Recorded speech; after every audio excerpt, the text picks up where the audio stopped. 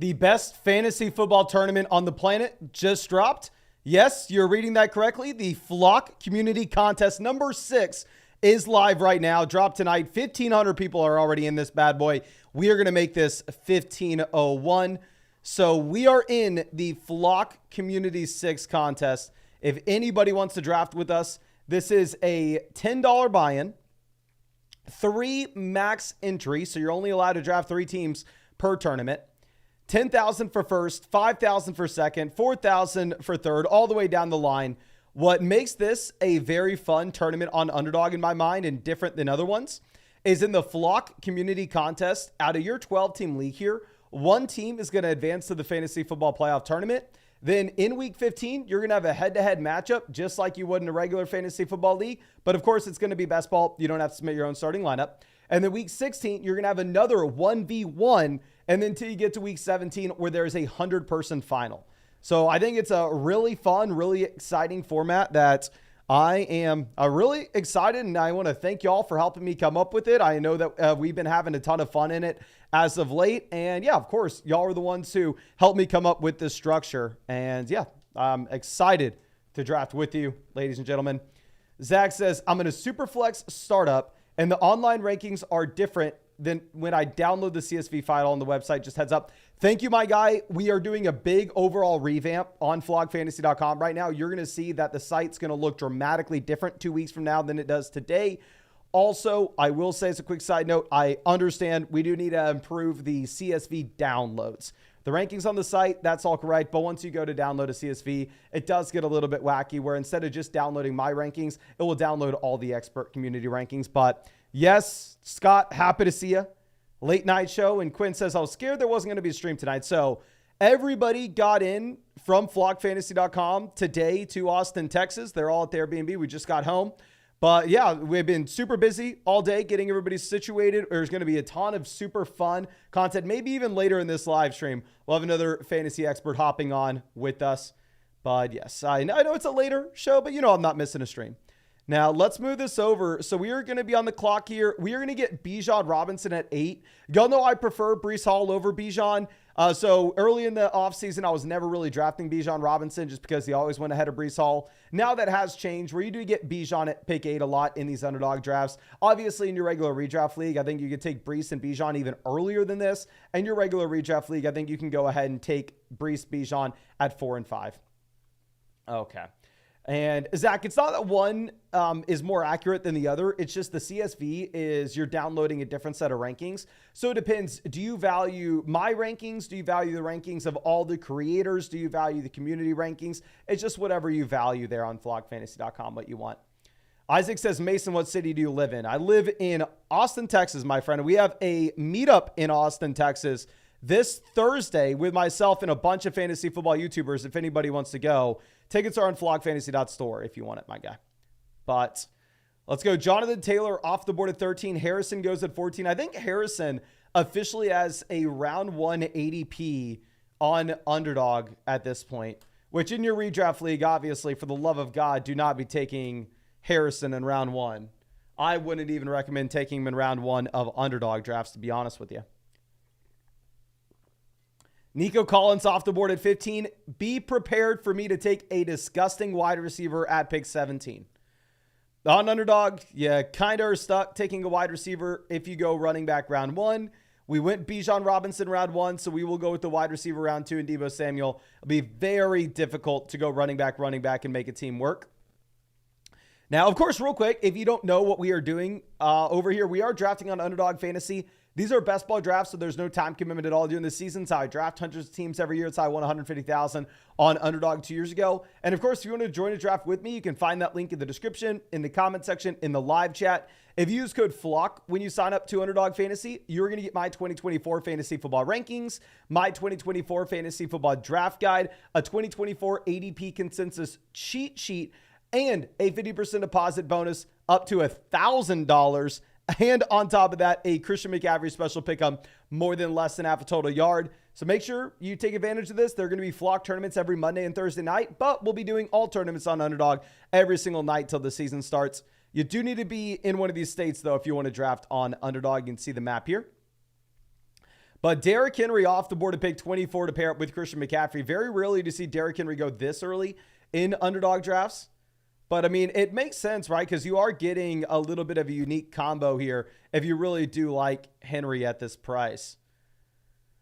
Okay, so let's move this over. Kyron Williams off the board to pick 26. Now, Gateway says 10-team PPR, 2-2-1. I'm drafting at the 101. I'm keeping Brees for a third, so I don't know if I go CMC, Tyreek, or Lamb. If it's a 10-team, 2 wide receiver, 1 flex league, I think you go ahead and take Christian McCaffrey and have CMC and Brees Hall together. Looks absolutely monstrous. And then there at the end of the second, I think it's very difficult for me to tell you exactly who to target, just given the fact that I don't know who's going to be kept in your league. So I'd highly recommend going ahead and taking CMC, keeping Brees Hall. And then if you want to stay flexible, go with the wide receiver at the 2-3 turn, you can. Cheeky Hobson, happy to see it, says 14-team Superflex tight end premium, 3 quarterback, 3 running back, 4 receiver, 2 tight end. Carson Steele. Oh. Steele is getting some positive buzz here, my guy. Maybe you go Steele if you think that he is potentially the running back 2 in KC. But happy to see you and excited to see you Thursday at the meetup, my guy. But E. Morales says, use the draft guide. What are your thoughts? Thank you. It's a 12-team 4-point passing touchdown league. We have Hurts at quarterback. Running back, we have Bijan, Achane. Oh, my gosh, this is phenomenal. Wide receiver, Nico Neighbors. Tight end, Pitts. Rice, Ladd, Brooks, Keon Benson, Wright, J.K. Polk. Absolutely love it. Phenomenal team. It's a great advertisement for the draft guide, I'll say that. And I just auto-drafted DK Metcalf. We would have taken DK anyway. But looking at this, I think the only thing I would say is when we're rostering this many rookies, it may be difficult to make waiver wire moves at the beginning of the season. So Jalen Wright and Jalen Polk probably be players I'd be quick to give up on there. Salt Napkin says, is it worth trading Neighbors and Moss for Cooper Kupp? If it's a really shallow format, honestly, you probably just want Neighbors and Moss. Baxton says, any chance we can drop an 8-team PPR league content strategies? I'm sorry, my guy, 8-team league. If you are wanting to make the adjustments from a 12-team league, what you do is you devalue wide receiver even more. You greatly incentivize getting an elite quarterback and an elite tight end such as Josh Allen, Sam Laporta. Jay says, thoughts on taking Harrison with the second pick at pick 15. Full PPR format, I think you can go ahead and do it. Full PPR league, I think you can. Radius says he just joined a Flock community contest. Hell yes. But let's go ahead and let's move this down. So Michael Pittman Jr. off the board to pick 36. Amari goes 38. So I think DK Metcalf is a no-brainer pick there at 32, given the fact that if you look at the way that ADPs line up, Metcalf isn't going to fall there that often in these underdog drafts. And we're going to take whoever falls between Tank Dell, Sam Laporta. Okay. Tank Dell off the board. I will take Sam Laporta. Sam Laporta, I believe at this point, may be my most drafted player, which is kind of crazy to say. The tight end 1 is my most drafted guy, but being able to get him consistently in round 4, when I personally think that he outscores some of the wide receivers that go ahead of him, I think he's like a no-brainer selection. And I'm completely fine going through and taking him here, to be honest.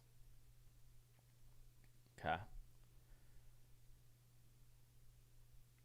Now, Zay Flowers off the board at 43. Now, Richard says, give me a team ranking, my lord. This full BBR double flex dynasty league. We have Hurts, cornerstone asset. Hall, cornerstone asset. Pacheco, Lamb, cornerstone asset. Olave, cornerstone asset. Laporta, cornerstone. Waddle. It is unbelievable. This looks like a 6-team league. This is a team that would be dominant from a redraft perspective, and all your guys look like they are 25 years old or younger. Probably better than any dynasty league I have at the moment, my guy. But Womprad says, do bye weeks matter much in the puppy draft? No, they don't. In the puppy draft, which is the $5 tournament on Underdog, if anybody's drafting there, you're really just trying to optimize for weeks 15, 16, 17, have the highest stretch that you can there for the fantasy football playoffs. So bye weeks really aren't going to matter too much. Now, Andrew's off the board at pick 48. McBride goes 47. Quinn says 12-team PPR, start 2 wide receiver. We have Allen, Gibbs, Brooks, Chuba, Algier, Puka, Waddle, Higgins, Reed, Rome, Brian Thomas, A.D. Mitchell, Kittle. My boy's scared about Lamb. Wants Gibbs, Higgins for Lamb and Montgomery. What are you doing? I would rather have Lamb and Montgomery over Gibbs and Higgins, especially in a full PPR format with the way that this team's laid out. So yeah, I would go ahead and I would trade for CeeDee Lamb if your league mate's worried about him. Landon says, is there any different strategy for the $12 team $3 drafts? So if you're in the private $3 drafts rather than a tournament on Underdog, there you're more so thinking about just how you can win your 12-team league and maybe raising your floor in certain spots rather than only focusing in on your ceiling. Whereas if you're in one of these super large field tournaments on Underdog, the main thing that we're caring about is our ceiling here. I think we're actually going to take Calvin Ridley. Actually, oh my gosh. Christian Kirk's just going to be in a much better offense than Calvin Ridley. So sure, we'll take him. And also we have to think about the fact that we don't have a quarterback up until this point. So we do need to be looking for guys that their quarterbacks are a little exciting later on, which Christian Kirk obviously gives you Lawrence. Dang shoot, always happy to see this. Is 8-team super flex, PBR single flex. Plan on taking 2 quarterbacks in the first unless you think a top wide receiver running back takes precedent. What is the cutoff in your rankings to take other positions? I think the quarterbacks that I would take, Josh Allen, Jalen Hurts, Mahomes, Lamar. The only players I'd be willing to take over Mahomes and Lamar are CMC, Bijan, Brees, Lamb, Tyreek. And then I think you could pivot over to the elite wide receivers before you get down to Anthony Richardson. Remember, 8-team league, everybody's going to have more than enough quarterback to go around. I definitely prefer, even in a super flex league, I definitely prefer getting an elite guy where we can, though. But we don't want to be pushing up the kind of meaningless players. Now, Amon says 12-team PBR double flex. Thought it was a single. Am I cooked? Bijan, Kyron, Laporta, Hurts, Amari, Ridley, Watson, Eckler, Rome, Edwards, Dowdle, Hubbard, Cooks, Palmer. I don't think you're cooked because it's a double flex league. I think their wide receiver depth's probably going to matter a little bit more, which we do appear to be light on wide receiver depth. What we'd really need is we need a breakout from Rome. But, I mean, outside of that, you can start guys like Hubbard, Dowdle, potentially in one of those flex spots. So I would just be turning the bottom of the team and actually maybe looking for some help at... We're going to go with Rachaad White over Keenan Allen at this point. But I think what we'd maybe be looking for is some help with just wide receiver depth pieces. If it's a double flex league, we didn't draft as that. Brandon says, first night drafting on Underdog and get put next to Mason. My guy... See ya out here over at pick 9. Garrett Wilson, London, Pacheco, Dell, Ridley, Mixon. I really like the team. It would have been super interesting if you had, say, Stroud falling to 81 to go with like the Dell, Mixon, Stroud setup. But it's interesting to see Stroud go to a team that doesn't have any Houston Texans there at pick 67. But really interesting start. But let's move this over. So after we go Rachaad White, the next running backs you're going to see are David Montgomery, Alvin Kamara. I personally think David Montgomery, Alvin Kamara are, I don't want to say significantly worse, but I don't think that they are close, to be honest. Like, I would much prefer going ahead and getting Rachaad White than those next few players. So I'm willing to pay up and pay a decent little premium there to get White. And I'm definitely going to have more Rachaad White in these drafts than I will David Montgomery and Alvin Kamara if they're going in the same round. Which, obviously, I probably recommend the same for y'all. If y'all think what I say matters at all. But if you don't, completely understand. Okay. Now let's move this over.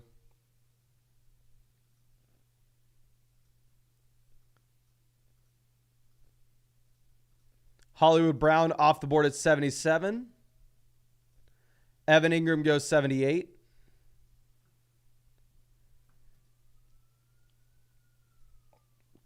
Y'all saw me last night just repeatedly take Keon Coleman. You will see me continue to take Keon Coleman if he's going as a low-end wide receiver 4/wide receiver 5. It's a pick that's really simple to make.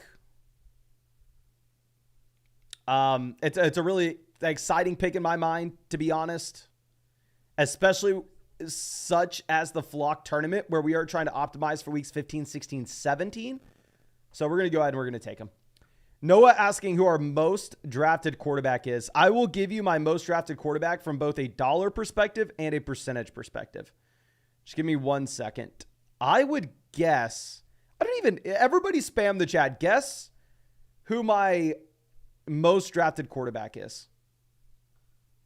I don't even know who I would guess. Guess who my most drafted quarterback is, either from a percentage standpoint or a dollar perspective. Okay.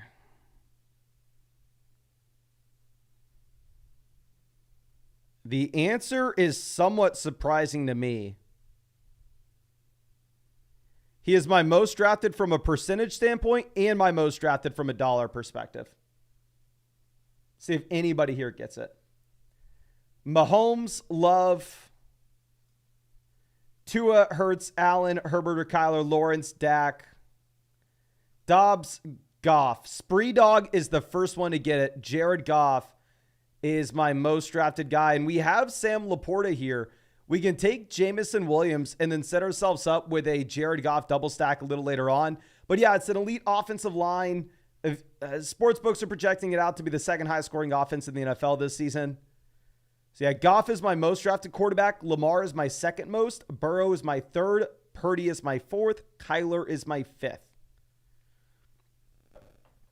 But after we go Jamison, we're definitely targeting Goff later to pair up with Laporta as well. But let's move this over. Donnell says, how does the team look? It's a $50 buy-in, 10-team full PPR redraft league. Pick 8. Top 4 picks are Lamb, Wilson, Gibbs, White. 10-team. I have no idea. How? Obviously, I understand Rashad White makes it at the end of the 4th in a 10-team league, but how does Jahmyr Gibbs and Garrett Wilson make it to you at the end of the 2nd, the beginning of the 3rd? We also were able to get Lamar and Andrews.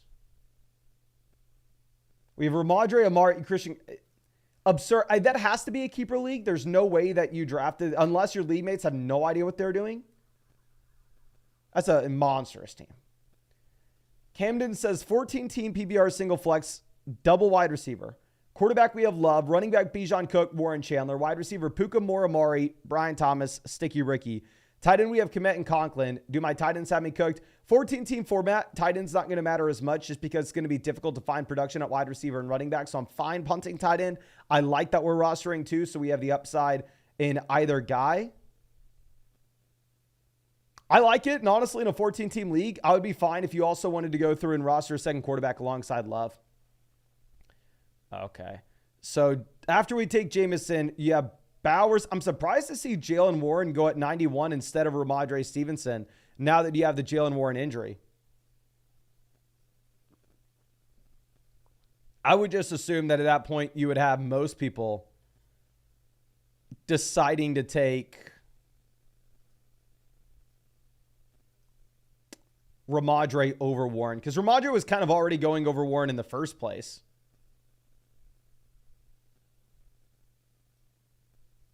Okay. Chase Brown off the board 101. Let's move this over. So in terms of quarterbacks that we could be looking at, Brock Purdy is for sure in play to pair up with Deebo Samuel. But the question is, would we want to take Purdy here at 104? Whereas if you look at the drop-off that we're about to see at running back in comparison to what we will have in the 10th round, I think that there is a pretty big drop. So what I'm going to do instead is I'm going to take Javonte Williams here at pick 104. And then we're going to roll the dice that we end up getting Brock Purdy on the way back around, which I think there's a decent shot that happens. Okay. Let's move this down. Grigor says Rashad White and Harrison for A.J. Brown and Hubbard. Super tough. I think you probably go Harrison and White. Unless it's an extremely shallow format, then you can just take the best player with A.J. Brown. Quinn says, mistyped it. I'm sorry. It was Higgins, Gibbs, and Brooks for Lamb and Montgomery. Leaving me with Montgomery and Chuba running back, but at receiver, Lamb, Puka, Waddle. And I remember this is a full PPR format. Going from Brooks to Montgomery is an upgrade. Higgins and Gibbs to CeeDee Lamb. Honestly, give me CeeDee Lamb. I definitely think at that point we need to be rostering as many running backs as we can on the bench, looking for upside, but I think we could possibly get away with it. So sadly, Brock Purdy does not make it back to us. Brock Purdy does go there at pick 109. So we are going to be at a spot where all of a sudden we are having to pivot over to a different position and a different plan here. I guess Trevor Lawrence could actually be in play since we decided to take Christian Kirk. So maybe that decision to take Christian Kirk where we did kind of saved us here at quarterback.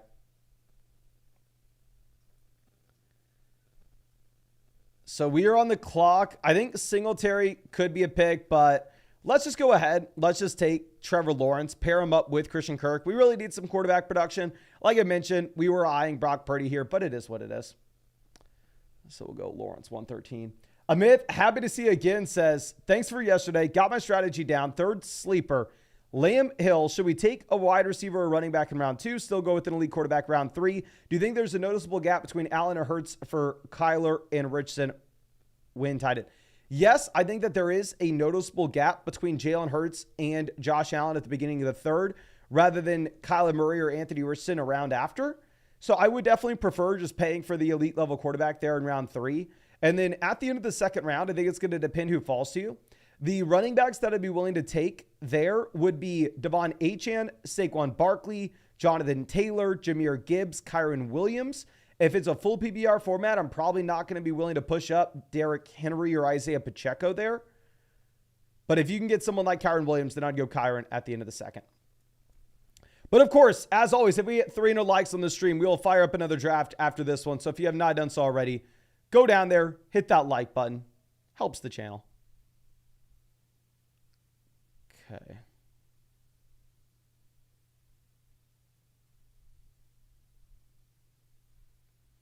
Dontavian Wicks off the board at pick 120.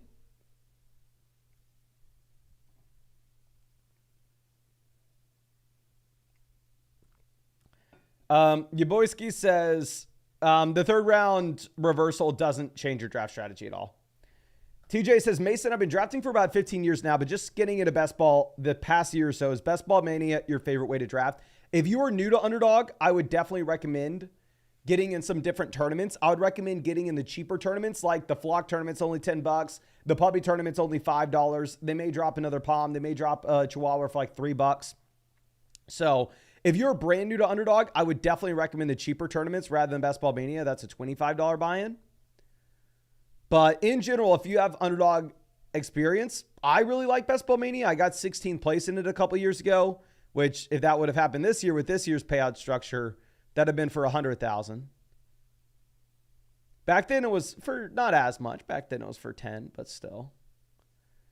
Okay, so when we're about to be on the clock again, the best available quarterback is Herbert. Herbert's not going to be here for quite some time. So I think we are instead going to be looking at some of these other options. Blake Corum, Pat Frymuth, Trey Benson. We don't have a rookie running back yet. I've already drafted more Trey Benson than I have Blake Corum. If you look at the way that ADP lines up, Trey Benson typically is cheaper in these drafts. So might as well mix it up here a bit. Might as well go ahead and take Blake Corum. Take Corum at 128.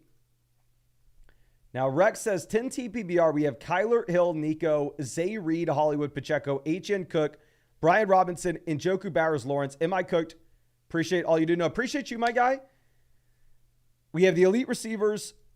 Running back has upside with H.N. We're definitely very much reliant on H.N. breaking out there. My only hesitation, I think it's a good team.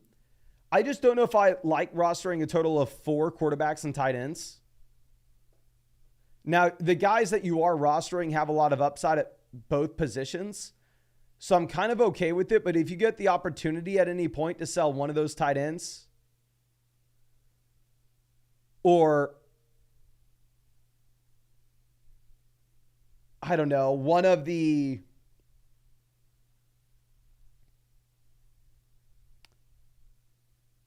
if we get the opportunity to sell a tight end or a quarterback, I think that will be ideal at some point.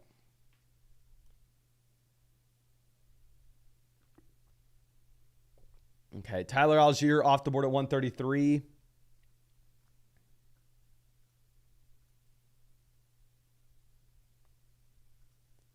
Cousins goes 134. Let's swing this around. So Frymuth may actually make it back to us. Mike Williams sounds like he is going to be practicing very soon, which is positive news coming off the torn ACL. Also, if you look at Mike Williams, we're for sure going Mike Williams here. A spot where we need other quarterbacks that we could potentially target later. We go Mike Williams. We could potentially go with Rodgers in the coming rounds, which makes a lot of sense for us, especially if you want to make an argument. This is a tournament that week 17 has a large player pool, so you go with Mike Williams, Aaron Rodgers, Keon Coleman. Sir Yeti says Ben Sinnott is a sleeper tight end this year, like McBride was last year. My issue with Ben Sinnott is it's going to be a low volume passing offense. Like, I think Jaden Daniels himself is going to be a great NFL quarterback. However, if you just try to project out what we should expect with the passing volume, I don't expect there to be a ton of it in that offense.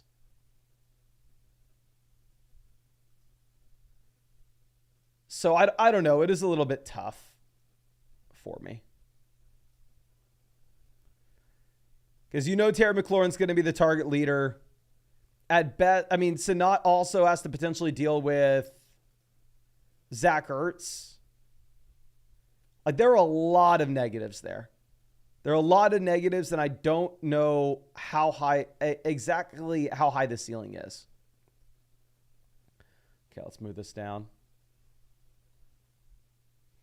Odier says, what's the recent news with Debo and Ayuk? The recent... let me know if I'm wrong. Please, someone in the chat, let me know if I'm wrong with this assessment. It sounds like things are leaning in a way where, I don't want to say well probably, but it sounds like things are swinging in the direction where you'll potentially have Ayuk playing in San Francisco. Sounds like Ayuk may just be a Niner after all.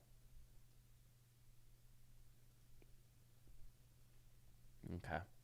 Now, Dotson goes 147, Stafford off 148. Let's move this down. Connor says he's staying with the Niners. Sports nutritionist says he's staying. Aiden says Niners gave an agreed upon deal, but Ayuk wants an extra year added to the deal. It's interesting. Interesting. Now, looking at where we're at, it's a portion of the draft board where I don't really know what to do. And there is a team after us that took Garrett Wilson, and they only have one quarterback. So I definitely think we'd potentially have to be worried about them taking Rodgers. So we're going to go ahead. We will get Aaron Rodgers here at 152 just because I don't know what else to do. None of the other players seem that exciting in comparison to what will be on the board in the 14th. Amit says, bet, thanks, guy. That answer was perfect. Should I be worried about Lamb or CMC's injuries? I assume I get Allen. Who should we target at tight end? At the 4-5 turn, really any of Dalton Kincaid, Mark Andrews, Trey McBride, Sam Laporta, Travis Kelce. Any of the top five tight ends making it to you there. I would go ahead and select. Obviously, if we have Allen, we'd prefer Kincaid. Not over Laporta or Kelce. We'd still go Laporta or Kelce.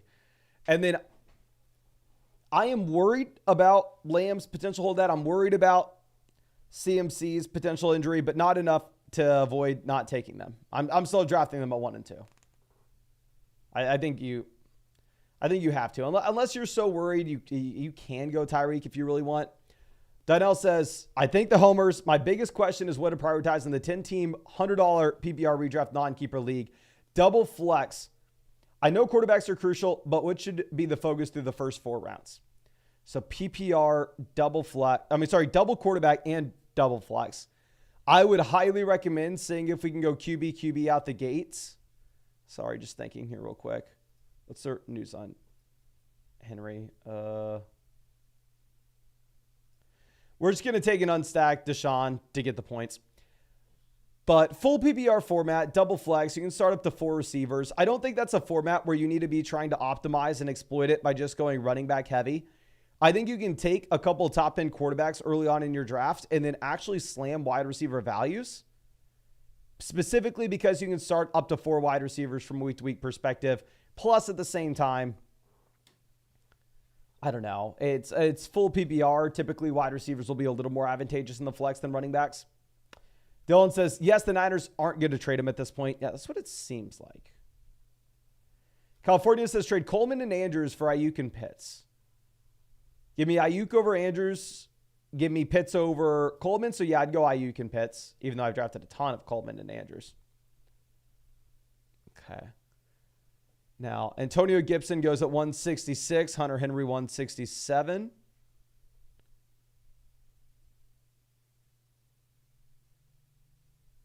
Let's move this over. Vidal off the board. Burton goes 169. And we hit 300 likes on this stream, so we'll be firing up another draft after this one. We have a bunch of flock drafts that we need to do. We got to get in some more here. Okay.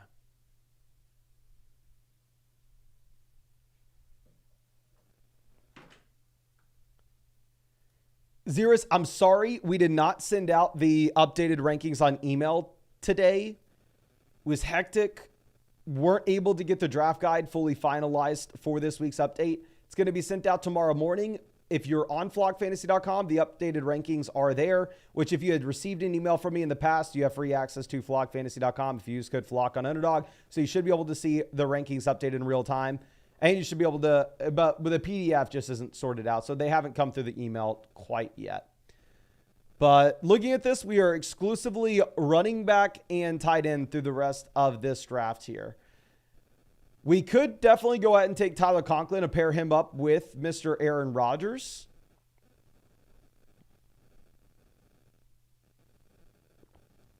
Conklin goes. So once he's off the board, I guess we will pivot over to Noah Fant. I was hoping that we were going to get Tyler Conklin, but it is what it is. It is what it is. And let's move this over. Will Levis goes. Good for us when we have 3 quarterbacks to just see some of these QBs get selected. Justin says, I think guys like Jordan Mason and Braylon Allen should be drafted more often with these last picks, handcuffed to Brees and CMC. So one thing is, even though Jordan Mason has an elite name, I don't think Jordan Mason's any good at football. What's maybe more important is going over and looking at Braylon Allen. I think that he is the lead back if you were to get an injury to Brees Hall, but I think he would actually potentially split the backfield. While he would be the quote-unquote lead back, I don't know exactly how many fantasy points that would actually be leading to. Okay. Tank Bigsby off the board. I love to see Bigsby rising. I mean, I've been a big Tank Bigsby drafter all offseason. I think I've spent the second most dollars on Tank Bigsby in these drafts. Okay, Estime off. So looking at this is a little bit of a smaller tournament on Underdog in comparison to some major ones. So I think we actually may go ahead and take the third tight end. We take our tight end at pick 41, pick 176, and pick 185. So we'll go ahead and we'll take K-Dot in here at 185. And we're going to hop in another draft after this. Let me pull this up on my phone just so I can make sure that, you know what, I'm actually just going to pull it up on another window. I'm going to make sure that we don't miss any potential picks here for our last 2. We're going to take 1 running back, 1 receiver. But let's go ahead and let's get in another Flock draft. The Flock community contest, as always, like I said, these are dropping every Monday and Thursday. But we'll be streaming drafts on Underdog every single day regardless. Just the community drafts are every Monday and Thursday. We get pick 4 here. So let's freaking go. And yeah, we'll have these Flock community drafts every single Monday and Thursday till the season starts. Now, Baracha says, with ADP rankings of yours, should I use for my CBS league? Any help would be appreciated. I think you use the overall ADP consensus cheat sheet, but I'm sorry, I don't have a specific CBS section of that sheet. To just be completely honest with you, I didn't think anybody really played on CBS. Can somebody spam the chat? How many of y'all play on CBS? Is this something I need to go ahead and add to the consensus cheat sheet? I just thought that the only things that people played on were Sleeper, ESPN, Yahoo, NFL Fantasy. NFL Fantasy, it's very hard to get their ADP, so we don't have it. Barada says plays on CBS. John plays on CBS. JP plays on CBS. Daniel does. So it seems like there are a decent amount of people who do.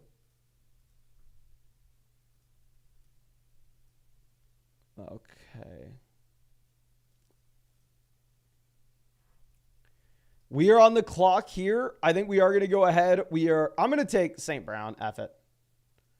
We'll go ahead and we'll take a Monroe St. Brown. The other draft, we take Roshan Johnson as my 5th RB, which I cannot stop doing. My guys have been Tank Bigsby and Roshan. Joe says 12 people play on CBS. 12 people play on CBS, and they all play in the same league. Okay, let's go ahead. I think we had a couple other questions. Donnell says, appreciate you. I've been watching your streams religiously so I can get the championship in all 4 of my leagues and this cash. My guy, much love. Thank you so much for hanging out with us in the live streams. Really do appreciate it. And yeah, great team as well, especially that first one.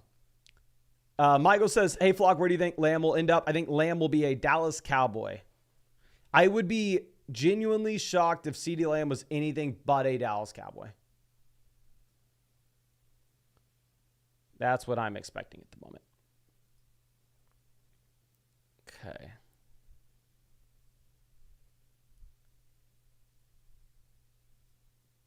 Let's move this over. So Puka goes off the board at pick 11.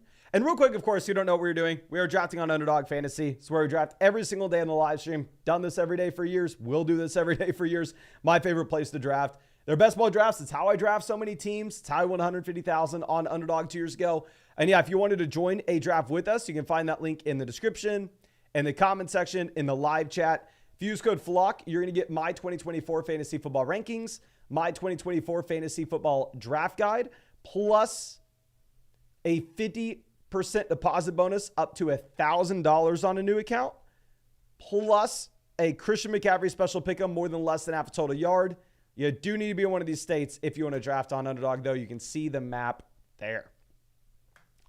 Okay.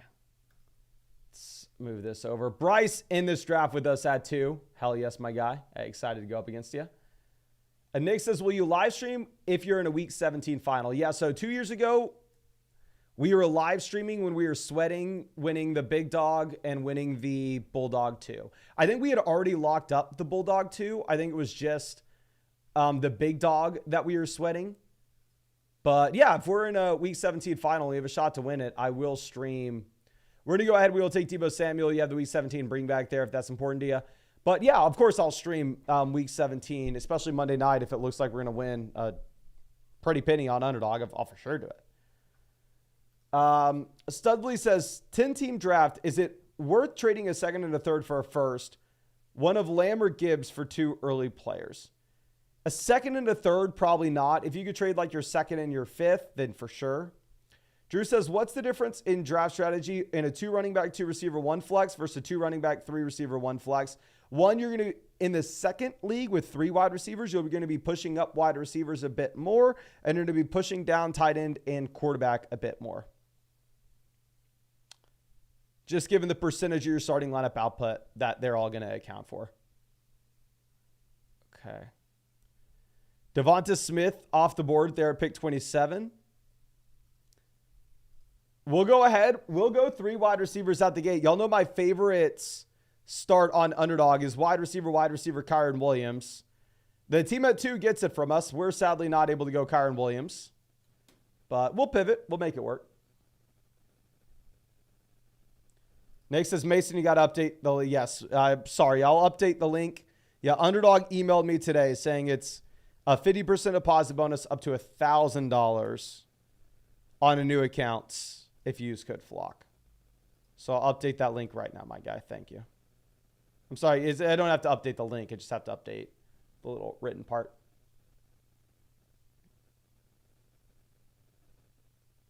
Okay.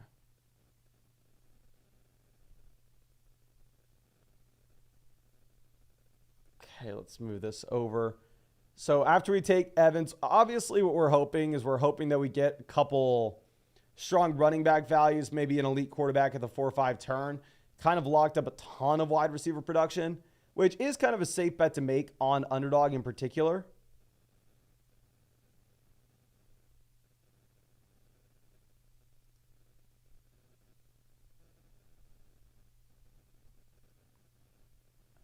Yeah, I think we should be able to find a running back, or we should be able to find somebody that we like. We should be able to.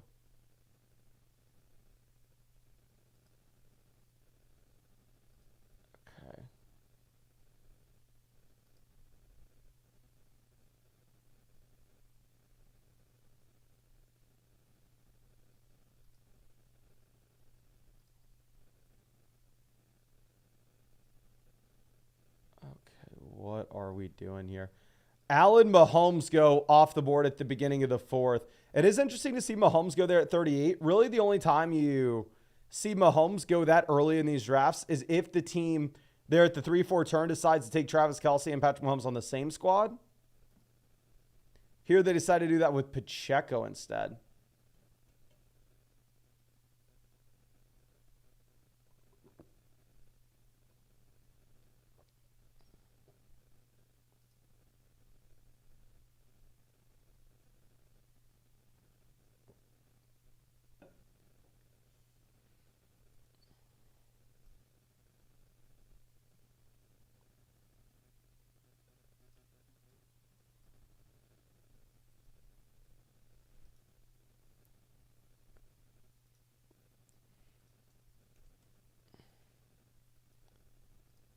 We are on the clock.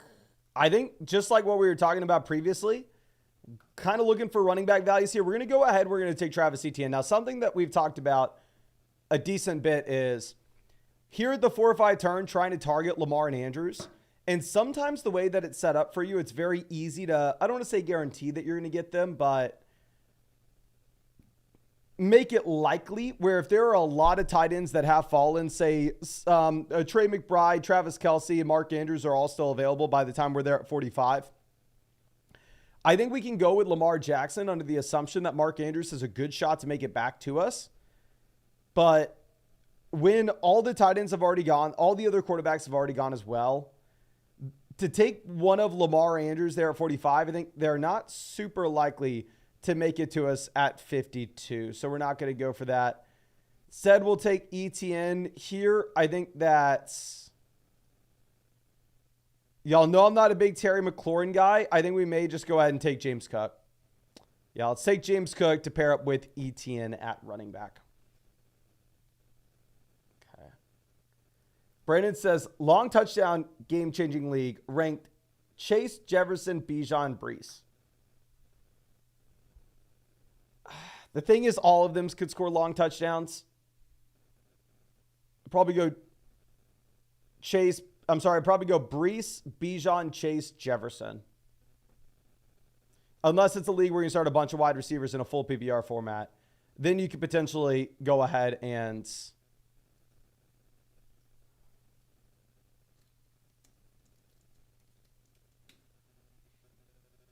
then I think you could potentially go ahead and take one of the receivers over the top end running backs. But specifically in your leagues, if you only start 2 wide receivers and 1 flex, there I'm definitely going Brees, Bijan over Jefferson and Chase. Now the GOAT says 12-team PPR, pick 8, 3 wide receivers, single flex. We have Chase, Kyron, Debo, Devonta, Burrow, Kincaid, Najee, Worthy, Brian Thomas Jr., Benson, Charbonnet, Wicks, Jaleel. Feeling pretty good. What are your thoughts? Much love, my guy. So I love the start through the first 4 rounds. Round 5, Burrow, I'm not in love with, specifically in a 3 wide receiver single flex league. I probably would have preferred waiting until the very end. But we get high upside. Kincaid round 6 is nuts. Najee with the Warren injury, Worthy round 8, phenomenal value. Brian Thomas Jr., phenomenal value. We get running back upside at the end of the year with Benson, running back short-term production with Ford. Yeah, I really like it. And I think Jaleel's also like a perfect example of somebody that if we don't like his workload at the beginning of the year, then we can just go ahead and move on from him. Kind of no harm, no foul. Okay. Now, Hollywood Brown off 62. Brian Thomas go 63. So you have a massive run on wide receiver after we take James Cook. After we go James Cook, you're seeing 11 straight receivers off the board.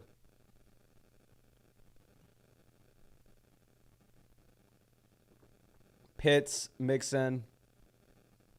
Okay, let's go ahead and move this around. Anthony Richardson made it all the way down to 66 to the Michael Pittman Jr. team.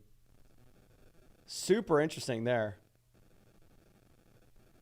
We're going to go ahead. We will take Rachaad White.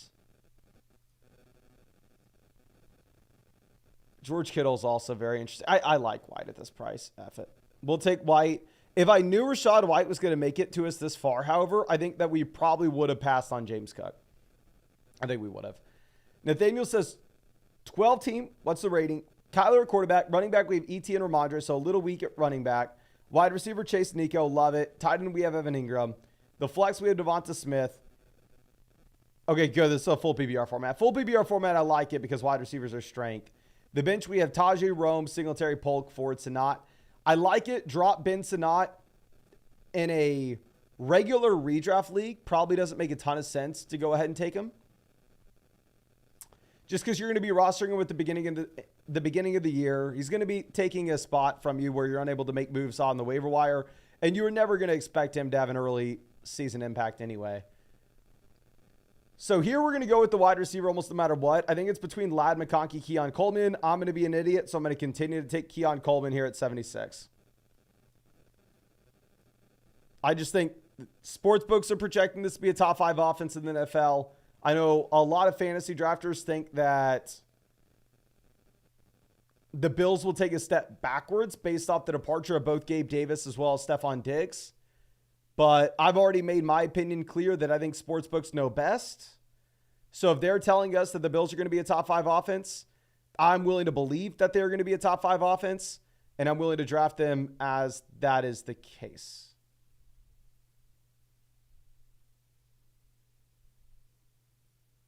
So here we are taking Keon Coleman at 76.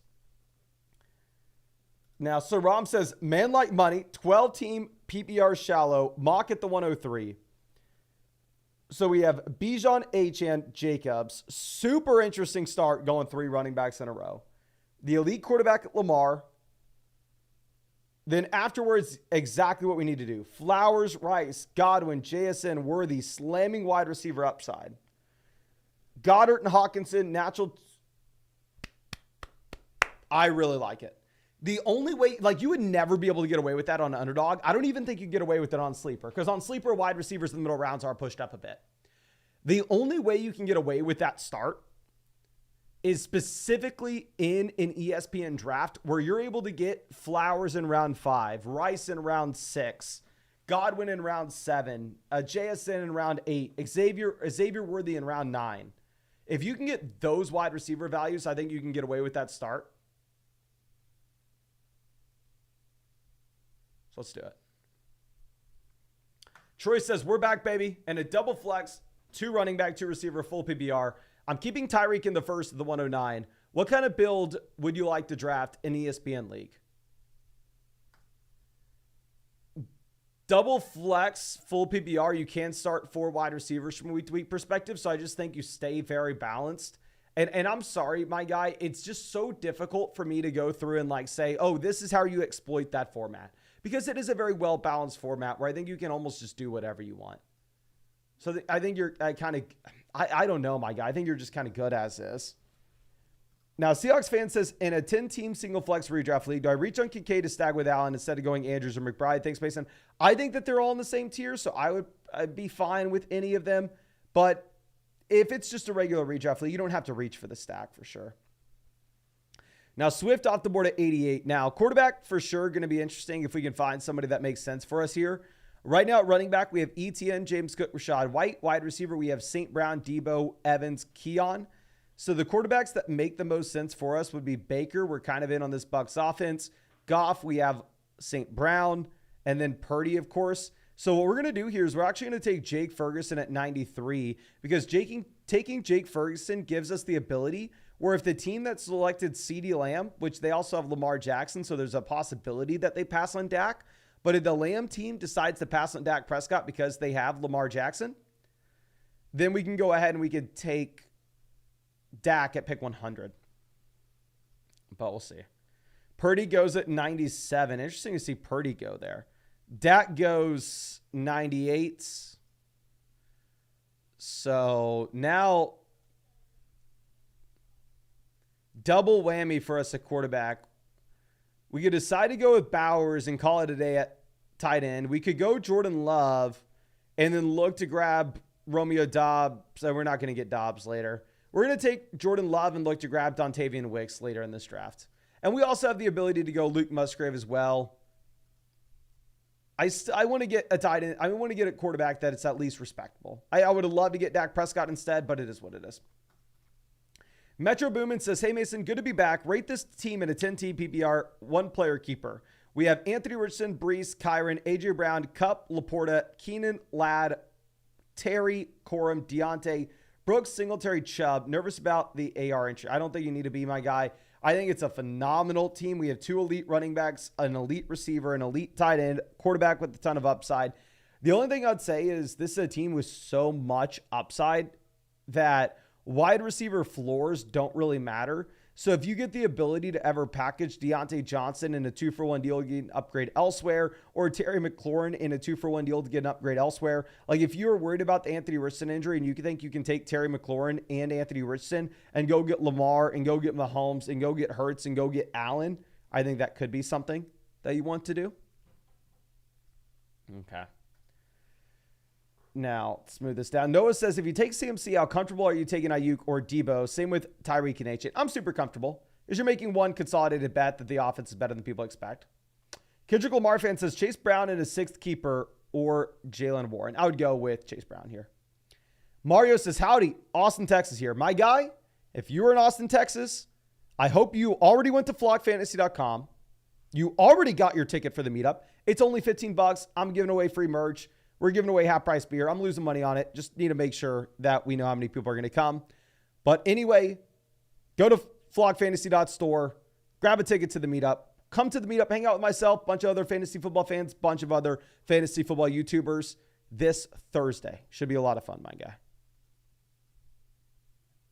And let's move this over. So I don't think that we were super interested here in taking Dallas Goedert. The reason being is this is a team where we kind of have to put ourselves in a situation where we can take the Green Bay tight ends a little bit later. And if we were to go Goddard at 117 to pair it with Ferguson at 93, I don't know if that would be a spot where we'd be able to take another tight end afterwards. So I think instead, we're just going to go ahead. We will take Jacoby Myers.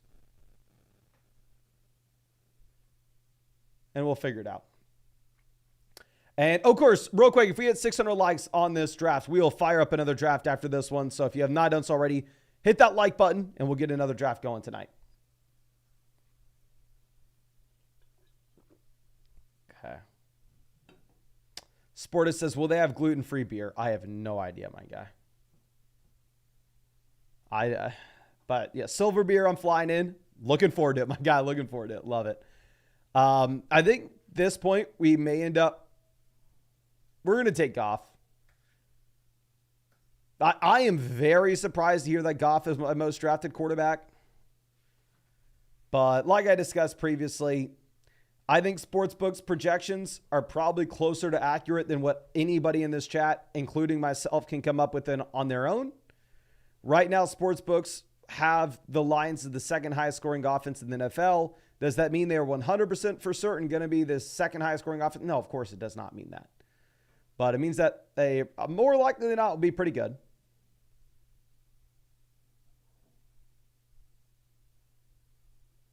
So, I don't know. We're going to go ahead. We will take a lot of Jared Goff, expecting them to be decent.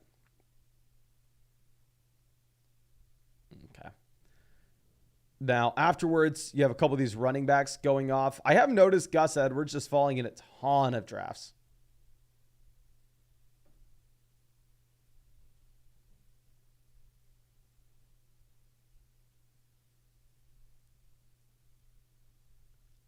A.D. Mitchell goes. A.D. Mitchell has been a riser as of late.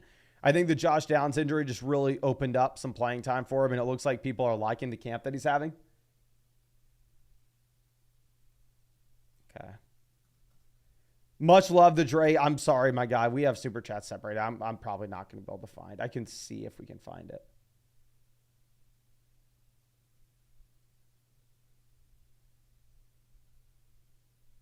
I'm sorry. I can't see that, my guy. But Nick says, Goff screwed me in the BBM finals last year, only putting up 12 points.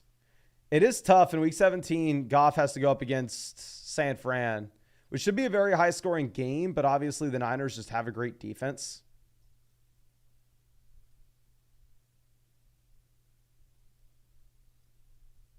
Okay.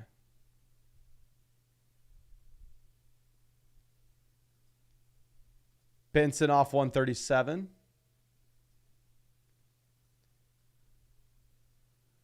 Smooth this down. So as we discussed previously, the Green Bay tight ends are in play for us.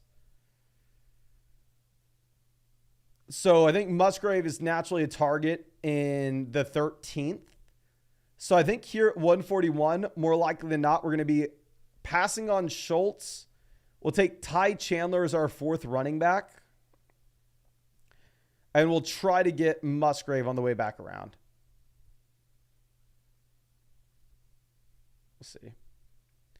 Jalen Wright goes 142. Kind of good for us to see some of these running backs go. When we have ETN, James Cook, Rashad White, Ty Chandler, I'm probably only taking 5 running backs in this draft. The only instance we would take 6 is you got like a nutso value on someone that's really exciting. But Coda coming out says, my flexes are Xavier Worthy, Brian Thomas at a 10-team redraft league, but we have the Burr and Jamar Stack and Bree. Should I be worried? The beginning of the year is going to be tough. I think if those rookies have a ton of upside, if they hit, especially in the second half of the season, you can go out there and crush. But if you're telling me like right away, those are the guys that you are starting, I would be nervous. Okay, so a bunch of tight ends go. Schultz makes it down to 146, which is interesting. But we're going to take Luke Musgrave here to pair up with Jordan Love. So now, quarterback, we have the combo of Jordan Love, Jared Goff. We have Love paired with Musgrave. We have Goff paired with St. Brown. Wide receiver, we have St. Brown, Debo, Evans, Keon Coleman, Jacoby Myers. Running back, we have ETN, James Cook, Rashad White, Ty Chandler. Tight end, we have Jake Ferguson and Luke Musgrave. So we're a very well-balanced team that I do like a decent amount. Okay. I guess says need 15 more likes, please. Yes, hit that like button if you have not done so. 15 likes away from getting another draft going. Abraham says 10-team full BBR, Kyler Brees, Barkley, London, Debo McBride, Waddle. On the bench, we have Ramadre Najee, Keon Watson, Brian Thomas Hollywood. Any suggestions? I think the upside's full of guys that have a ton of... the bench is full of guys with a ton of upside. We have 2 locked-in running back ones. It's a great team. I mean, if you could potentially take like Ramadre Stevenson and Kyler Murray and go trade them for a top 4 quarterback just because it's a 10-team shallow format where we have all the depth in the world and we can afford it, I think that would be an interesting move, but by no means is that something that you have to do, right? You don't have to.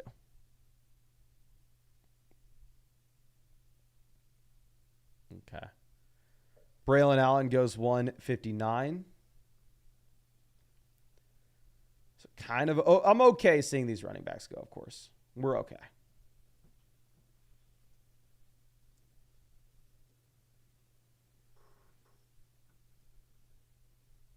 Now, Demario Douglas off. So Sticky Ricky has been a faller now that it looks like it's more likely that Ayuk is staying in San Fran. Our quarterbacks, we take a pick 100 and 124. So I definitely think we could go with a third quarterback if we really wanted. Baker would potentially make sense considering the fact that we have Evans, we have Rashad White. Obviously, White will catch balls out of the backfield. So let's see what Brett Favre decides to do.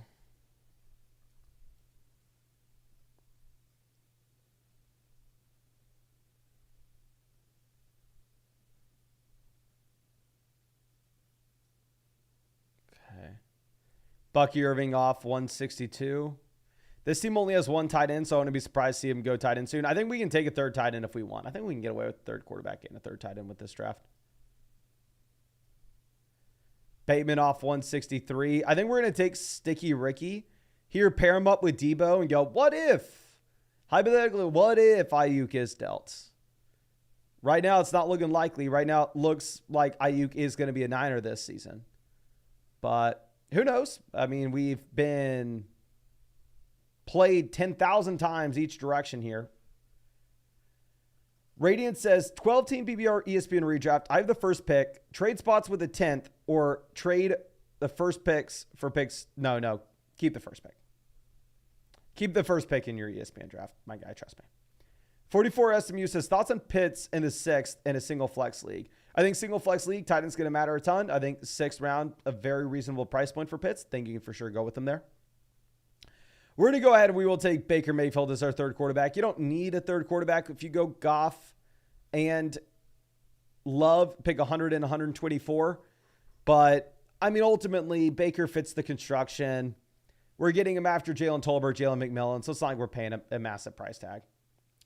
Now, Coda says, would you go out and try to trade one of Brees or Jamar for a more balanced team or stick it with those guys in the flex? I would stick with those guys in the flex and hit the waiver wire. The only way I would go through and trade one of the studs is if it was a very deep league where the waiver wire was absolutely garbage.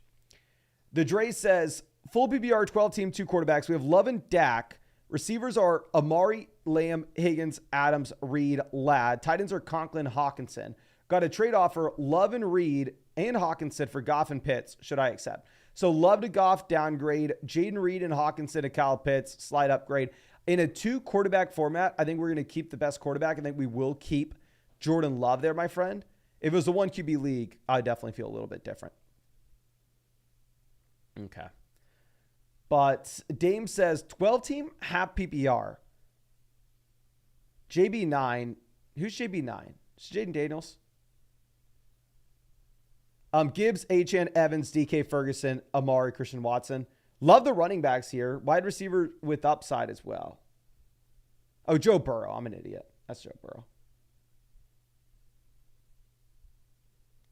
I like it in 12-team form. If it was a 10-team league, I really want it, but 12-team league, I think it's fine. Kendrick Lamar says, we'll be there at the meetup. Thanks for helping me. Hell yes, my guy. Thank you so much. Yes, just in case y'all don't know, Kendrick Lamar apparently will also be at the meetup. Not Kendrick Lamar's fan, but no, Kendrick Lamar himself. So, Abraham also going to be at the meetup as well. Let's freaking go.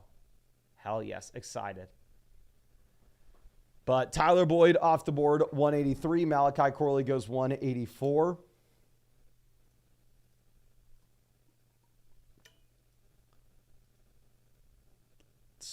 Move this down. I think we're maybe a running back and a tight end in this. Actually, we can take another receiver if we want. We'll just take Likely here at 189. In the 17th round, we'll see what happens.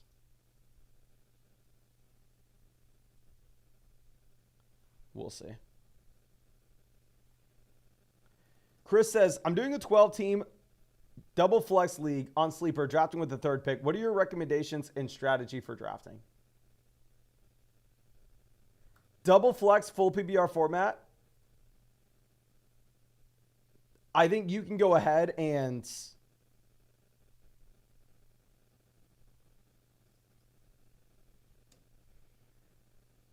if it's a double flex league, stay balanced. And you can go wide receiver early, especially with Sleeper, where the wide receiver values in the middle rounds aren't going to be as good as you would see on ESPN and Yahoo. I think if you wanted to slam wide receivers out the gate, you definitely can. Now, we are just running back wide receiver through the rest of this. Bigsby goes, all the wide receivers seem gross. I'll take Roman Wilson here. It's not like we have a ton of wide receiver production. And then we're just going to queue up a bunch of running backs. Whoever makes it to us, makes it to us. But we will get one of these guys. And we're going to get in another Flock community contest. I believe we hit 600 likes on the stream, unless I'm mistaken. So let's get in here. This is another Flock community contest on Underdog, $10 buy-in. 9 spots open in this draft. Anybody wanted to join with us? But John says, Yo, Mason, help me understand when to take my DST in a shallow ESPN redraft league. I've heard to wait on DST and kicker for the very last 2 rounds. But I'm always left without a top 10 DST in mocks. What do you think? Okay, so a couple different things. If your league mates are going to take defenses and kickers early, say your league mates, you see them decide to start taking defenses and kickers in round 8 and round 9, then at that point, what you want to do is you want to wait until the last 2 rounds. Because what you're going to end up doing through the season anyway, you're not going to get the Jets. You're not going to get the Niners. You're just going to end up streaming the position regardless. So you just, in the last round, take a defense that you like for week 1. However, if your league mates are not the type of people to take defenses in rounds 8 and 9, and instead they are all going to wait till the last 2 rounds, what I would do is I would, a round or 2 early, grab the Niners defense, grab the Jets defense, grab one of the top end defenses and play them through the season. But specifically, if it's an ESPN draft, what I've seen is people are going to take their defenses early, and you're better off just waiting and streaming. But Nathaniel Sasebase in 10 TPPR, we have Richardson, Bijan, Gibbs, Pacheco, Kupp, Pittman, Kittle, and then on the bench, JSN, Neighbors, Worthy. I really like it if it's a 2 wide receiver, 1 flex format. I definitely want to be trying to optimize running backs down there in the bench. But it looks like the guys that we have on the bench do have a ton of upside. And then Kupp in our starting lineup maybe is a little bit shaky there. So I think it's a great team. And obviously we have top end running backs. Sean says, got CMC the first, second round, A-Chance coming back around. Do we go A-Chan and a wide receiver like Debo or Nico, or mix in 2 receivers? No, I think you go CMC, A-Chan, then Nico.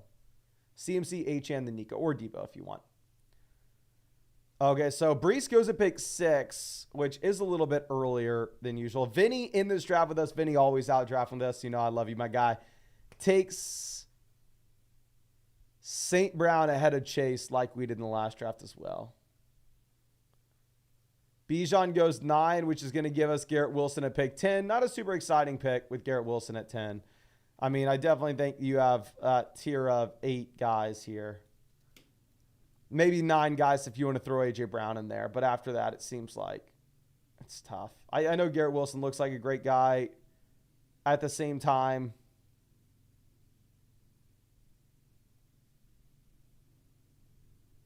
I mean, he's going to have a significantly better quarterback play. But ultimately, if you look at what he did last year, he was wide receiver 4, right? So there are reasons to be excited, but at the same time, it's not like the easiest situation in the world to just go all in on. We're going to go running back here regardless. We're going to go Gibbs or Barkley.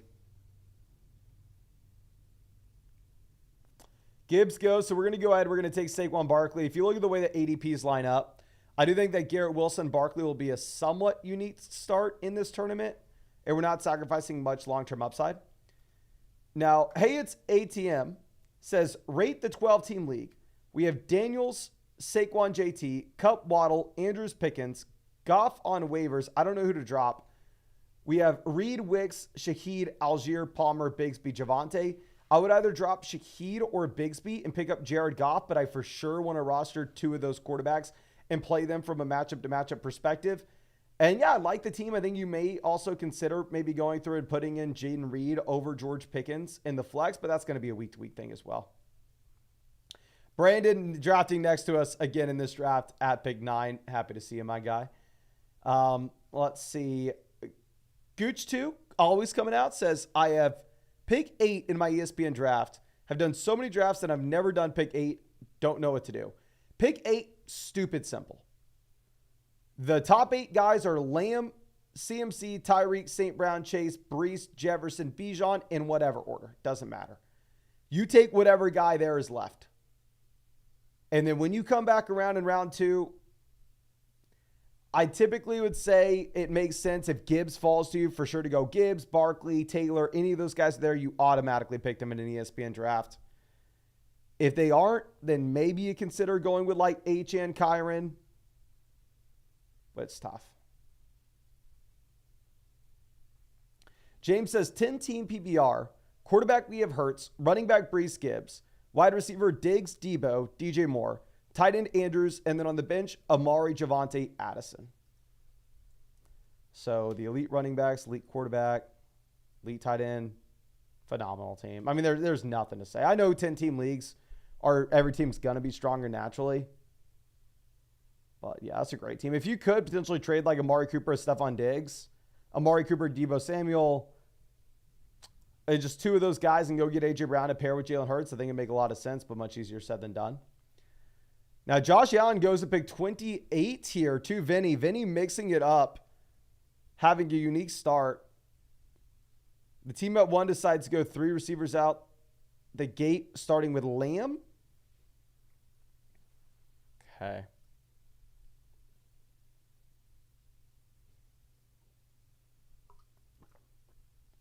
See what makes it to us at pick 34.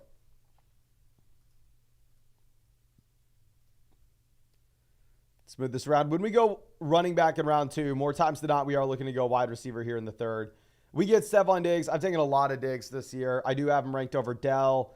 Right now, he projects out to be in 2 wide receiver sets, where Dell kind of projects out to be in 3 wide receiver sets. So I think that alone gives me Diggs over Dell. But, of course, I'm an idiot. I could be wrong. I'm wrong all the time. Laporta 36. I want to check. I do think Laporta is probably my most drafted guy at this point. I mean, we just cannot stop drafting Laporta in round 4. Like I mentioned, I think Laporta can outscore a bunch of different players that are going around him. Jalen Hurts off the board. Laporta's not, he has not passed Addison yet, but he is closing in. Here, I think we can go ahead, take Pittman. If you look at the way the ADPs line up, Pittman's not going to fall here too often. We need another wide receiver. We got our anchor running back with Saquon Barkley. Taking Pittman gives us the ability to go with Anthony Richardson later on as well. So I think it makes sense. But Adams, oh, and real quick, of course, if you don't know what we are doing, we are drafting on Underdog Fantasy. It's where we draft every single day. Best ball, no time commitment at all during the year. So I draft hundreds of teams every year. So I won 150,000 on Underdog a few years back. And of course, if you have not done so already, if you want to get in an Underdog draft with us, find that link in the description, comment section, live chat. Use code FLOCK. They'll match your first deposit. You'll get a 50% deposit bonus up to $1,000 on a new account. Plus, you'll get our 2024 fantasy football rankings. Plus, you'll get my 2024 fantasy football draft guide. Plus, a 2024 ADP consensus cheat sheet. And a Christian McCaffrey special pickup more than less than half a total yard. That is a Flock exclusive. You do need to be in one of these states, though, if you want to draft on Underdog, so you can see the map there. But let's move this back over. After we decide to take Pittman, you do have a few you have a couple of running backs off the board in Jacobs and ETN, but primarily just wide receivers here, of course, with Higgins, Flowers, Rice, Amari, Pickens.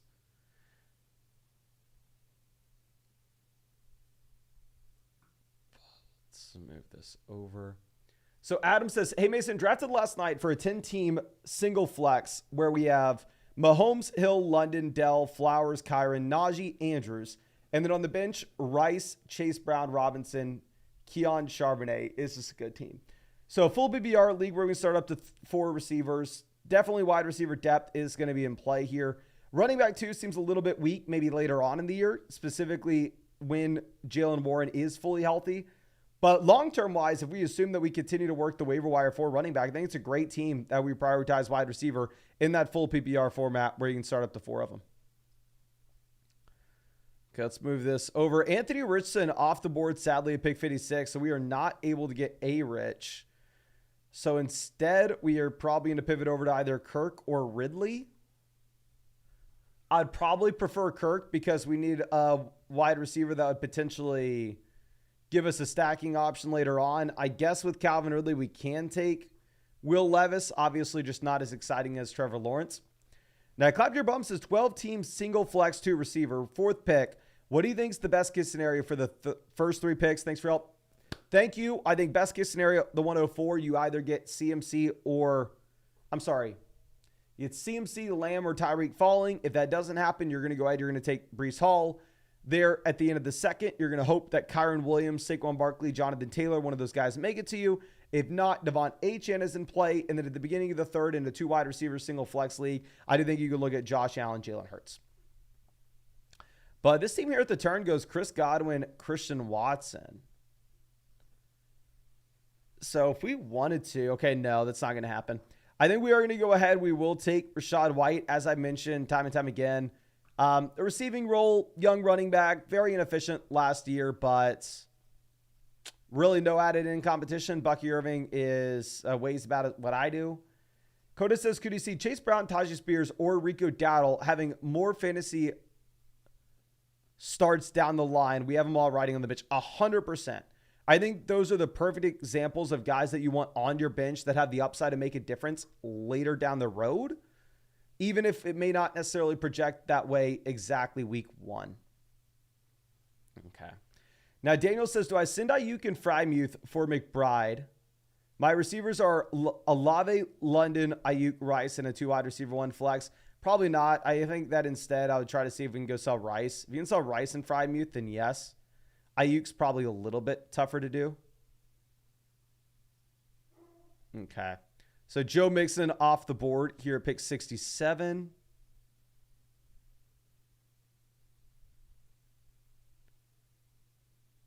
Jacob says, rate the draft, 12-team double flex, 0 RB. Full PBR, double flex league, it's okay to go 0 RB there. A lot of other spots, it's really tough. A lot of other spots, I probably wouldn't recommend it. But here, I do think that it potentially makes sense. But we have A.J. Brown, Harrison, Debo Evans, McBride, Kyler, Moss, Mostert. And then on the bench, we have Jamison, Worthy, Chase Brown, and Lockett. I like the start. I like what you did at the beginning. But specifically with your roster construction down there on the bench, when you go 0 RB, you need more running backs down there. Like guys like Tyler Lockett, when he's sitting there as your wide receiver 7, he's not going to be likely to hit your starting lineup and make a true difference and have the upside to really move the needle for you the way that someone just like Rico Dowdle would. That if things break right, he could potentially be a starting running back. So I think my issue primarily is just not rostering enough of the running back production down on the bench, maybe having too many receivers. But Isaac says 10-team PPR, 2 running back, 2 receiver, triple flex. We have St. Brown, Collins, Rice, Ridley, Brian Thomas, Shakir, Gibbs, Swift, Javonte, Zeke, Algier, Spears, Mahomes, McBride. What are your thoughts? 2 receivers, triple flex, so we can start 5 receivers from week to week perspective. We for sure want to be loading the boat on wide receiver, which is exactly what we have done. We're only rostering 1 quarterback and 1 tight end when we have Mahomes, McBride. I really like it. Metro Boomin says, appreciate the feedback, brother. You're killing it. Had a few too many drinks at the draft last night, but I think I made out all right. Yeah, a Brees, if you can keep him around 6, obviously, is just going to help you out so much, my guy. I hope you had a lot of fun. Now, D. Ezekiel says, say, Mason, rate the 10-team PPR. We have Allen, Gibbs, Achane, Chase, Debo, McBride, Neighbors. Also, any moves. I love the elite quarterback. Love the elite tight end. We have running backs with upside, wide receivers with upside. Phenomenal. I have no idea how we even added Chase and Gibbs on the same team. I would just say make sure if you're sitting there with Josh Allen and McBride, don't be rostering a backup quarterback. Don't be rostering a backup tight end. Make sure instead we are optimizing for running back upside down there on the bench. Okay. Now, Ferguson off the board at pick 80. Ramadre goes 81. So we will take Jackson, Smith, and Jigba here at 82. Geno Smith has been falling in these drafts a considerable amount. So it's actually an okay spot where we can kind of line up a decent value potentially later on at quarterback where we need it. So we'll take JSN here. Afterwards, Aaron Jones, Amir White, both off the board. Curtis Samuel goes. And we can set ourselves up with, let's do it. We can set ourselves up with potentially Goff later on as well. So here at wide receiver, we are obviously pretty heavy, but while we don't have any quarterback production just yet, we can potentially go Rodgers with Wilson. We can potentially go Levis with Ridley. We can potentially go Geno with JSN. We can potentially go Goff with Jameson. So the probability that we whiff on all those quarterbacks probably is pretty slim. We can hope that we get a decent ADP value on one of them. Earlier it says 10 TPBR. Someone offered me CMC for Achane and Garrett Wilson. I have Allen, Jefferson, Kupp, Brooks, Kincaid, Warren, Singletary, Mike Williams. If it's a 2 wide receiver single flex format, I think I am going to go ahead and take Christian McCaffrey over Achane and Garrett Wilson, especially in a 10-team league where depth doesn't matter at all. Jimmy says concerns for Brees with all the... No, I'm not concerned for Brees at all. Braylon Allen's like an exciting depth piece, but I'm still ranking Brees Hall at RB2. Matt says, pick 6, 12-team double flex. Team is Dak, Jefferson, Puka, Jacobs, Walker, Komet, Terry, Godwin, Brian Thomas Jr., Daniels, Brian Robinson, Corley, Jaleel, Ray Davis.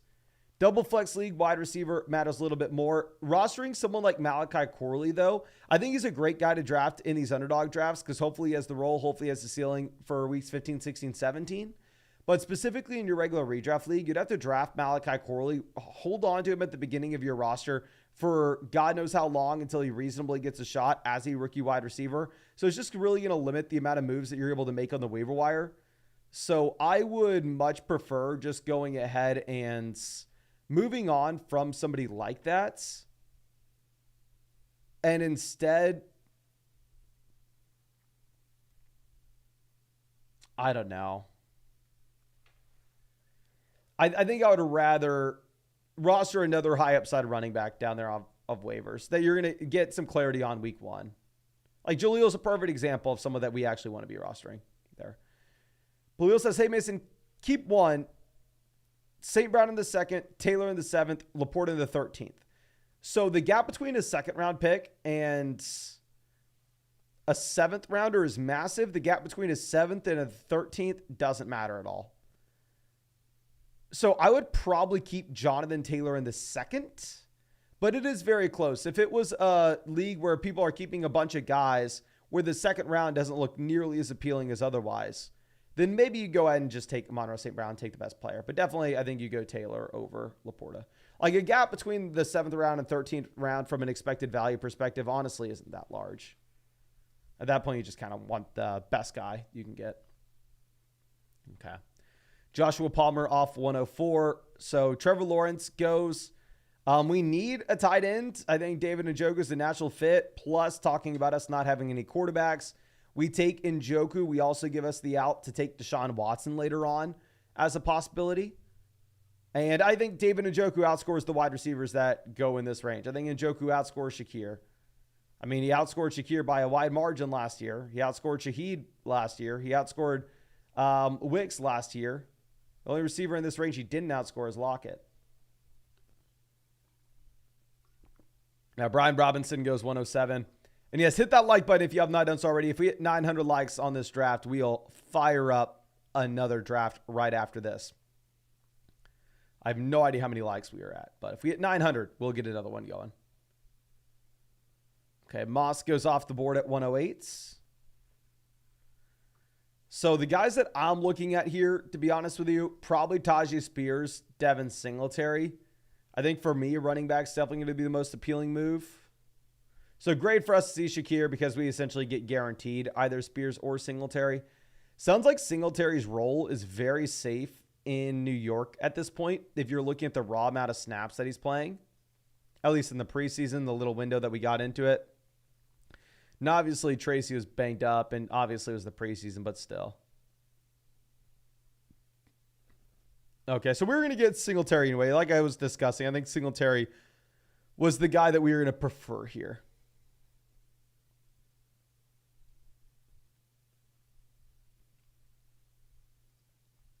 Okay. Let's move this down. Wide receiver, we have Wilson, Diggs, Pittman, Ridley, JSN, Jameson.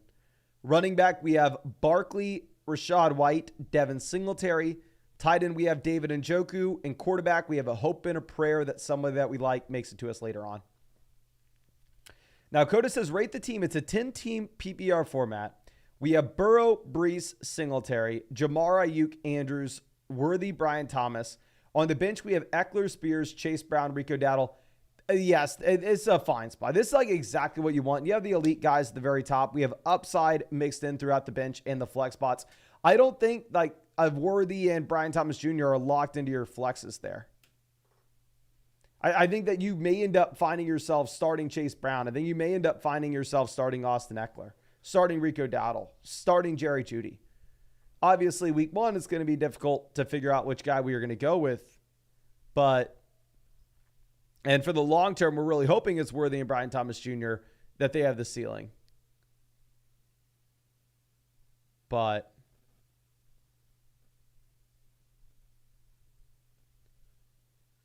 Yeah, I don't know. You don't have to like figure out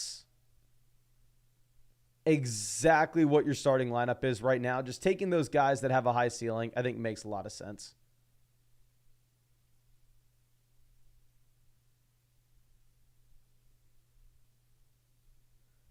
Okay, Myers off the board, 121.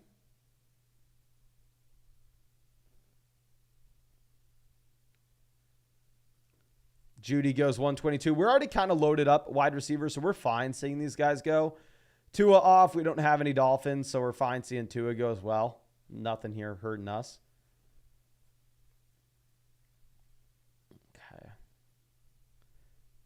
Okay. Barry asking what tournament this is. This is the Flock tournament, my friend. If you go to the Underdog NFL tab, you'll see this is the Flock Tournament 6. Underdog's hosting Flock tournaments every Monday and Thursday until the season starts.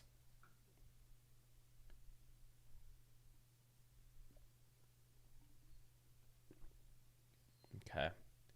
Gus Edwards off 126. Frymuth goes 127.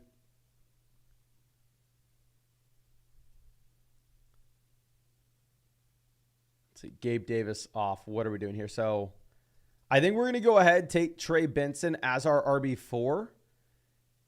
Benson's a running back that you're primarily chasing upside for later on in the season. At the beginning of the year, we shouldn't expect much to be coming from him.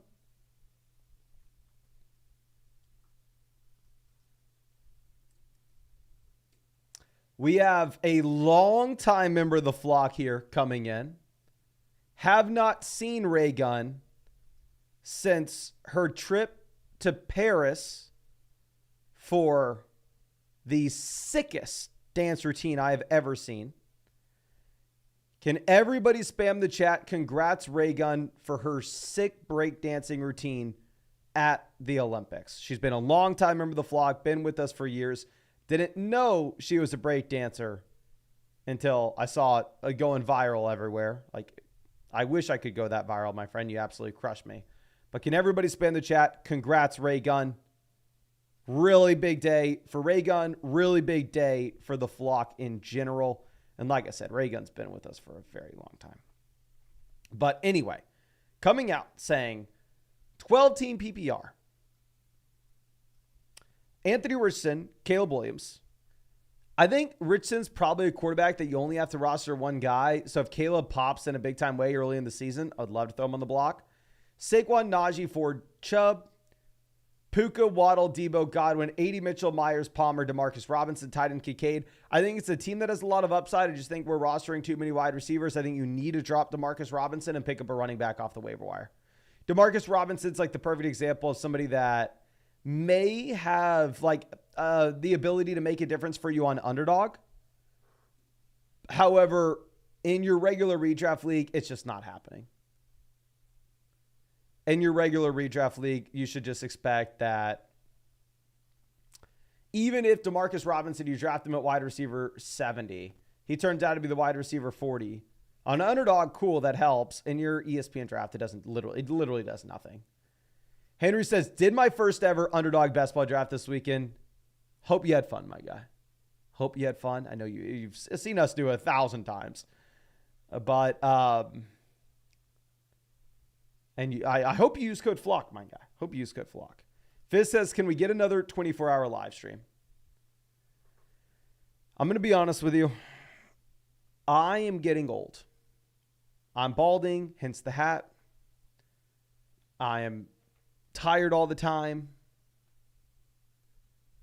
It's getting tough in this old age.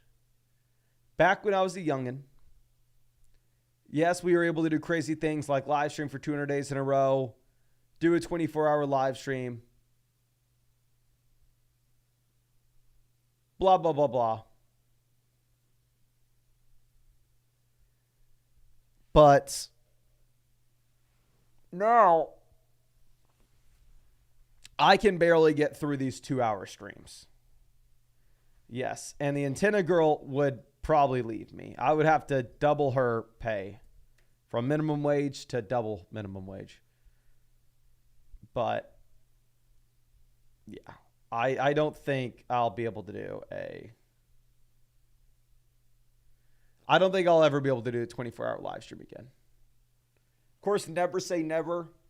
If for whatever reason fantasy football grows exponentially, probably isn't happening to let you know. But if for whatever reason it did, and we had 1 million subscribers on the channel, then yeah, I'll probably do a 24-hour live stream. Considering the footballers have like 300,000 something, the probability of that happening is slim to none. Okay, now we are in a tough spot.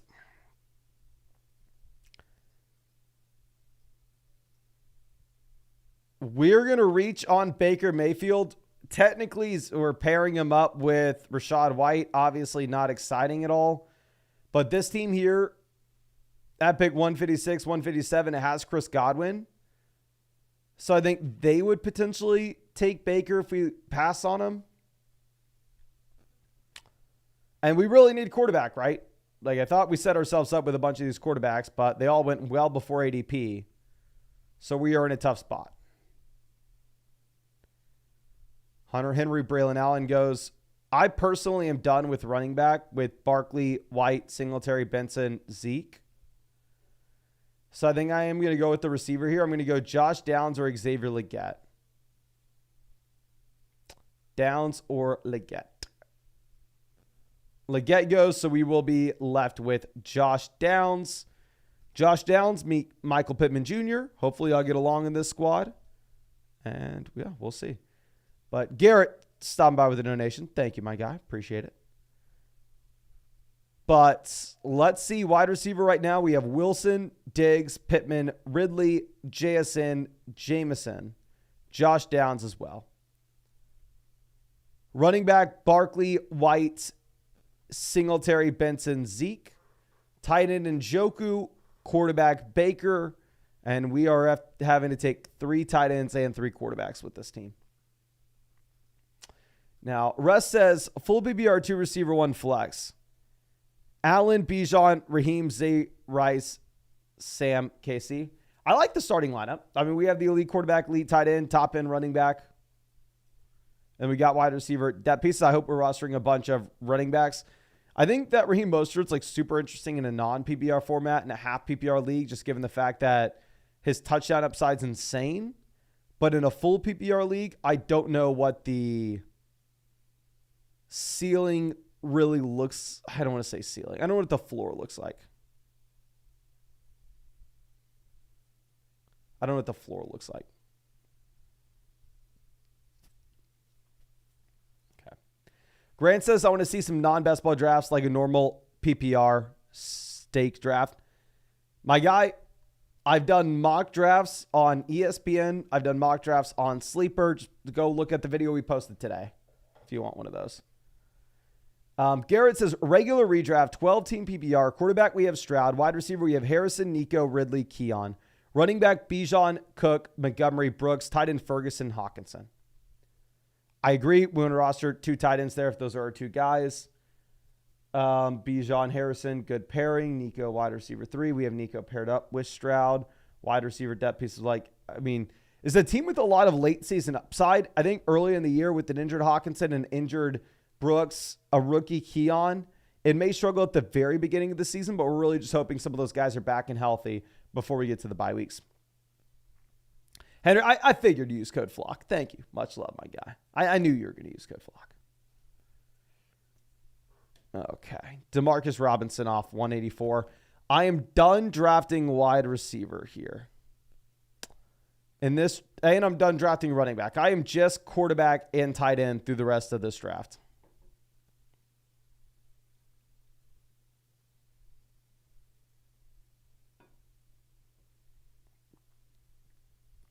Justice Hill 176. So we are going to get Will Levis. Pairing up Will Levis with Calvin Ridley. Is that the most exciting thing in the world? Probably not. Are we going to do it? Yeah, we have no other option. This may be a team where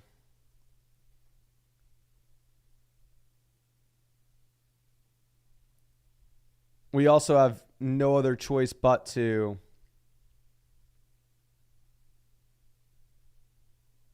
take Justin Fields and say, what if he actually starts the season and then we crush?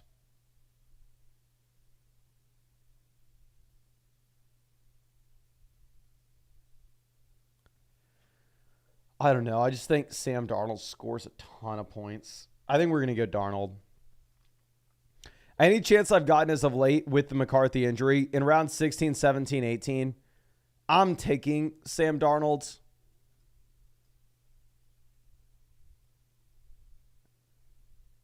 Just because you have Jefferson, Addison, Hawkinson, a great coaching staff.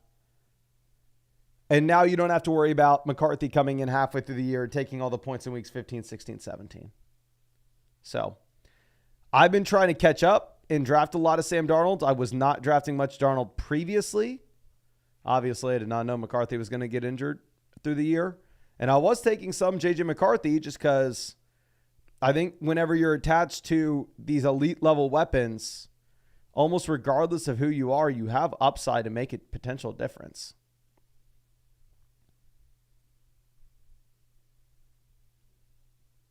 Okay. Bigsby off. Tracy goes as well.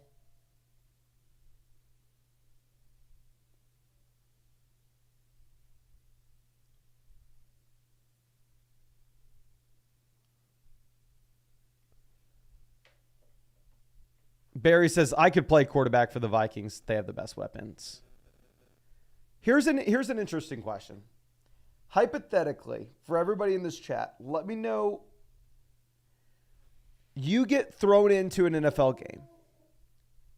You get 10 dropbacks, 10 pass. No, let's do more than that. You get 20 dropbacks, 20 pass attempts. How many passing yards do you end up with? 20 dropbacks, 20 pass attempts. You are the Vikings quarterback. How many passing yards do you end up with? Get in here, you bad dog. Get in here. Why are you being bad? Why are you being bad, huh? Why are you being bad? Sorry, dog out here howling. 20 INTs, 5, over under 1.5, 0, 0, negative 10, 0, 0, 26.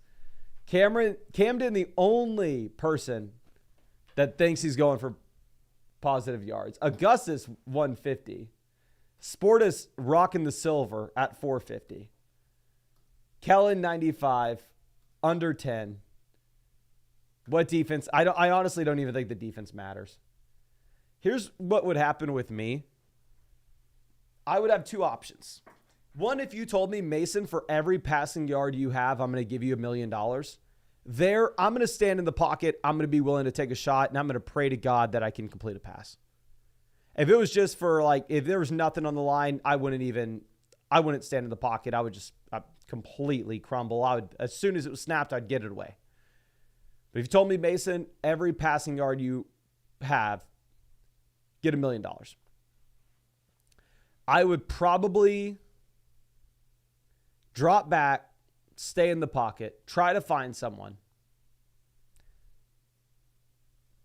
get sacked, have to be airlifted to the nearest hospital, and my 20 dropbacks would turn into 1, realistically. We're going to go Chig here, pair him up with Levis. But now, if you told me that if nothing was happening, then I just wouldn't even try. I would just get rid of the ball. But regardless of how it is, probably 0 yards for me. Joseph says, what time's the meetup last until? Actually, coming back from the field each night, so might be able to make it. Let's go, my guy. Keep killing it. Love your authenticity. Just a few things you say each stream that make it easy to see you're a good dude. Much love, my guy. Really do appreciate it. The meetup, I'm assuming, will last until, like, let me see how long the brewery's open.